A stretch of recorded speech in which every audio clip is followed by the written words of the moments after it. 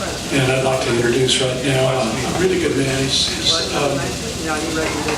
His name is John Reedy, and he's the CEO of the Austin Creative Alliance. He's got some things to say about the cause and about what needs to be done, and about trying to hold off this wave that's crashing in on us. So here we go. John Reedy. We need some honors, please. Folks, hi. My name is John Reedy. I'm obligated to note that this is my volunteer work separate from my work at the Austin Creative Alliance. But I come from the music industry. I've spent my entire career in the music industry as an artist manager, and I got involved in this Proposition B conversation, which is about the convention center and how we allocate the hotel taxes, which is the taxes generated by folks who come here to visit Austin. They visit Austin in large part because of our music scene, yet we allocate 72% of the hotel taxes generated to the convention center, which only accounts for 4% of the tourism. So the convention center brings in 4% of tourists, but gets 72% of the money. Music's been getting the short end of the stick for a long time. A vote yes on Prop B caps the convention center at 34%, which is about what Houston spends. You should know that. Austin spends more money on its convention center than any other city in Texas. It's basically corporate welfare for multinational hotels because convention business largely benefits those big hotels downtown. What we want to do with Prop B is cap that at 34% and spread that money around all over town, including $10 million for live music industry development. That's our proposal. So vote yes on Prop B. There's going to be hundreds of thousands, if not millions of dollars spent on misinformation about this campaign. It's going to be funded by the multinational hotel industry. You guys need to stand strong and just know that yes on Prop B is the community-oriented vote that's going to develop the live music industry in Austin in a way that's going to benefit musicians like John and these guys. Tell your friends. Tell your friends, yes on Prop B.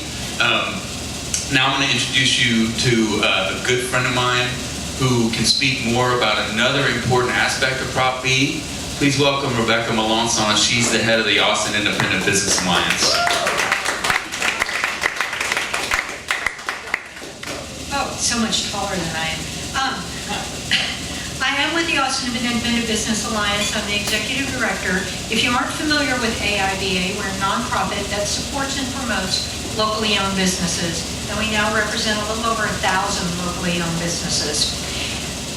AIBA got involved in this for two reasons. One, we think you should have the vote on whether we do a new convention center or not, or an expansion. And the opposition to this is going to say, act like it's just absolute chaos to have a vote on the convention center. But Austin has voted on every expansion we've ever done. This is not abnormal. This is the norm. Yet we're having to fight for that now. And then the second reason is, why do people travel? Why do they go other places? What do we want to see when we go? You're not looking for the same things you can find at home. You're looking for that unique experience in a local culture and something different. Local business expresses that local culture every day, from our restaurants and our club to our shops. And that's what people want to see. And we want them to visit local businesses because 3 times the money stays in Austin if they shop local. So I got into this looking for some of the hot money, the hotel occupancy funds, to help promote local business to tourists.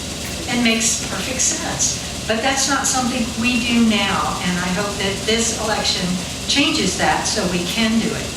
Now, I'm always local for local. I'm going to take my tag off because now I'm not speaking as AIBA.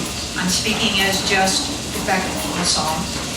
I started going to the Visitor Impact Task Force meetings a couple of years ago to try and get money to support local business and promote local business to tourism. I went in there and I didn't have an opinion about the convention center. I didn't really know enough about whether it should expand or not. I was just looking to promote our membership. But what I learned in those meetings was so alarming that I walked out of there not just saying no, at saying, hell no.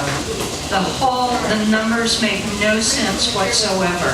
And I'll define a little bit more something John said. It's 4% of hotel rooms, 2% of visitors, 2%. And yet we're talking about of $1.2 billion to bring more of that 2%. By the way, a third of the 2% is South by Southwest. So it's really even less than that. And what I think we should be doing is spending more of that money, bringing more people to Austin, but why aren't we looking at the 98% and why that 98% comes here? There's so much we could do for our community, for tourism, and for those of us who live here that we could benefit from. So all of this only makes sense to give you the vote.